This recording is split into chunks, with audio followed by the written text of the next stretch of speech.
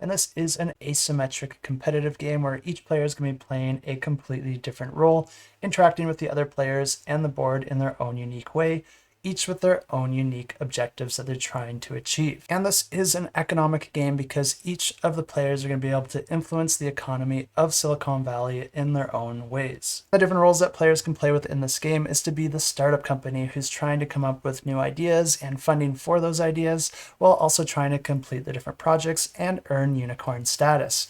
Or players could play as the market leader who is already a tech giant in the space and they're trying to retain their market share. Players can also play as angel investors, buying and selling shares of the projects that they think will be the most profitable. Or you could play as the outsourcer who's going to be providing different tools and resources to these different companies, but then also playing a big role in deciding which ones will succeed or fail. And as I said, players will be gaining victory points by completing milestones for their own specific role, but they're going to be doing that by taking turns and putting workers out on the main board in order to influence the economy in their favor.